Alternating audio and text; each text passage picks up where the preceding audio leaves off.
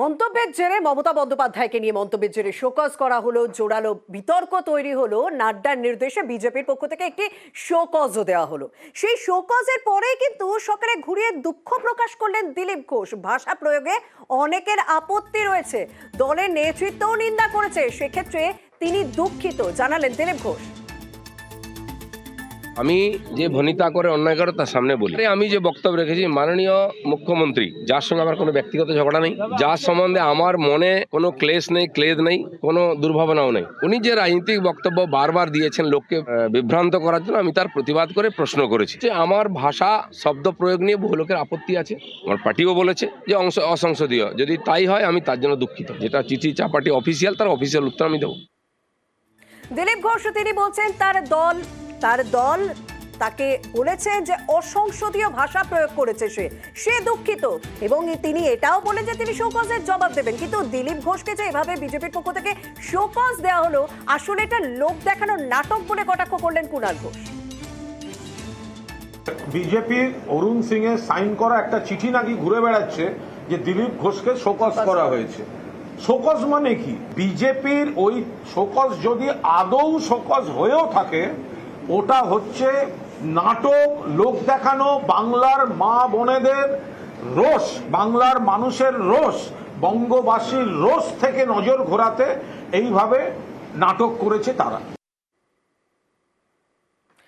সকালে ঘুরিয়ে দুঃখিত হলেন, কিন্তু ফেসবুকে আবারও সরব হতে দেখা গেল তাকে। তৃণমূল এখন ভিকটিম কার্ড খেলছে, তৃণমূল এখন মহিলা ভিকটিম কার্ড খেলছে, কারণ এই ভিকটিম কার্ড খেলা ছাড়া বাঁচার কোনো উপায় নেই। মানে আবারও সরব হতে দেখা গেল, এবং দিলীপ ঘোষের এই ফেসবুকে সরব হওয়া স্বাভাবিকভাবে তৃণমূলের পক্ষ থেকে সমালোচনা করা হচ্ছে। তৃণমূলের মুখপাত্র শান্তনু সেন তিনি বলছেন যে তার এই ফেসবুক পোস্টে কোথাও বোঝা যাচ্ছে যে তিনি একটু হলেও অনুতপ্ত।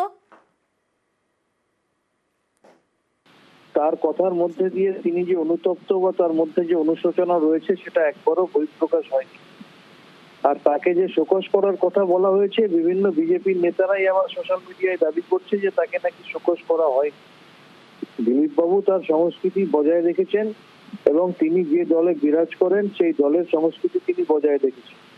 এই দলটা আদ্যপ্রান্ত নারী বিদ্বেষী একটা রাজনৈতিক দল, এটা বাংলার মানুষ লক্ষ্য করছে, এটা দেশের মানুষও জানে। তাই আমি মনে করি দিলীপ বাবু তথা বিজেপির যে কোনো প্রার্থী যেখানেই দাঁড়িয়েছেন, আগামী নির্বাচনে একটি মহিলা ভোটও তারা পাবেন।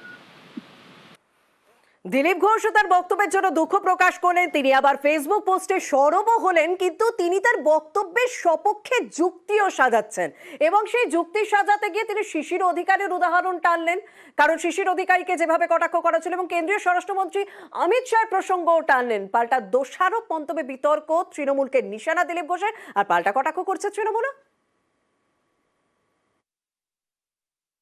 তারই পার্টির এক নেতা, তারই পরিবারের এক নেতা, সে কাঁথিতে দাঁড়িয়ে গিয়ে আমার বিধায়ক দলের নেতার নামে, তার বাবার নামে এর চেয়েও খারাপ খারাপ শব্দ বেরোলো, গালাগালি দেবে। কেন আমার বিধায়ক দলের নেতার কি মান সম্মান নেই? তার বাপ তুলে কথা বলবে? তার বাবা বাংলার একজন বরিষ্ঠ রাজনীতিবিদ, এখনো জীবিত আছেন, তার মান সম্মান নেই? তখন তো ওই টিএমসি কেউ প্রতিবাদ করে না, পার্টি থেকে স্টেটমেন্ট দেওয়া হয় না কেন? সেজন্য রাজনৈতিক বক্তব্য আমি রেখেছি। এই ধরনের যারা শুরু করেছে, রোজ বান্ত করা হচ্ছে। শুভেন্দু অধিকারী পুরুষ বলে তার সম্মান নেই, তার বাবার সম্মান নেই, কেবল মহিলা বলে একজন তার সম্মানের প্রশ্ন উঠবে, সে যা ইচ্ছা বলতে পারে, কথায় কথায় মহিলা কার্ড বার করা হবে। আমি তারই প্রতিবাদ করেছিলাম। শুভেন্দু অধিকারীর বাবা দলের সাংসদ, একজন বিশ্বাসঘাতক। শুভেন্দু অধিকারীর বাবার পরিচয়টা বাবার নয়। শিশির অধিকারী, যিনি তৃণমূলের প্রতীকে জিতে বিজেপির হয়ে দালালি করেছেন, যে শুভেন্দুর বাড়ি থেকে যখন শিশিরদা এমপি বেরোবে, যখন শুভেন্দু মন্ত্রী বেরোবে, দিব্যেন্দু এমপি বেরোবে, আর তার সমালোচনা করলে, পরিবারতন্ত্রের সমালোচনা করলে, তখন বাবা তোলা হয়ে যায়। শিশির অধিকারীকে তোলা হয়েছে এবং 100 বার তোলা হবে। দিলীপ ঘোষের এই মন্তব্য, যে মন্তব্যের জন্য বিতর্ক, যে কারণে জেপি নাড্ডার নির্দেশে নোটিশও পাঠানো হলো দিলীপ ঘোষকে, সেই দিলীপ ঘোষের পাশে দাঁড়ালেন বালুরঘাটের বিজেপি প্রার্থী, বিজেপির রাজ্য সভাপতি সুকান্ত মজুমদার, এবং পাশে দাঁড়াতে গিয়ে বেলাগাম মন্তব্য করলেন সুকান্ত, এবং পাল্টা কটাক্ষ করেছে তৃণমূল। পার্টি আমরা কোনো ধরনের অকথা কুকথা রাজনীতিতে বিশ্বাস করি না। আমাদের বিরোধীরা করতেই পারে, কিন্তু তার প্রত্যুত্তর দেওয়া উচিত নয়, বিরোধীদের হাতে পা দেওয়া উচিত নয়। কুকুর কুকুরের মতো চলবে, কিন্তু আমাদেরকে তো মানুষ হতে হবে। আমাদের বিরোধীরা প্রধানমন্ত্রীকে কিম্বুত কিমাকার, হদল কুতকুত, স্বরাষ্ট্রমন্ত্রীকে এসব বলতেই পারে না, আমাদের বিরোধীরা বলতে পারে, আমরা তো তাদের মতো নিচু হতে পারি না। নানা রকম গোষ্ঠীদ্বন্দ্ব আছে ওখানে বিজেপি, সুকান্ত বিজেপি বনাম দিলীপ বিজেপি, সুকান্ত বিজেপি বনাম শুভেন্দু বিজেপি। এখন সুকান্ত কাদের কুকুর বলছে আমি কি করে বুঝবো? আগে ঘর সামলা, পরে ভাববি বাংলা। আর এই ধরনের কথাবার্তাগুলো তারাই বলে যারা বুঝতে পারে তাদের পায়ের তলা থেকে মাটি সরে যাচ্ছে।